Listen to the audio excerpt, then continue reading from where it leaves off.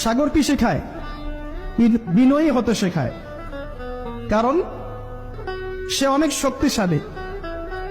অনেক শক্তিশালী এবং প্রচুর সম্পদে ভরা। এই সাগর এই পুরো এলাকার বা পুরো দেশের কোটি কোটি মানুষের রিজিকের উৎস। এই সাগর, তার ভিতরে আল্লাহ রিজিক আছে, সম্পদ আছে।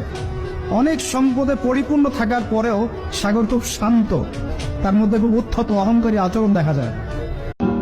তারাই হচ্ছে আল্লাহর জমিনের সবচেয়ে শ্রেষ্ঠ মানুষ, যারা ফজর আর এশার নামাজ জামাতে আদায় করে। এরা নিঃসন্দেহে মুনাফিক না, আলহামদুলিল্লাহ।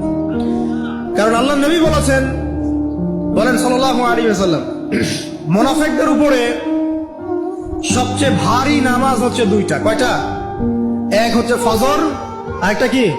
এশা। তো 5 ওয়াক্ত নামাজ গুরুত্ব দিব, সবচেয়ে বেশি গুরুত্ব দিবেন কিসে? ফজর এবং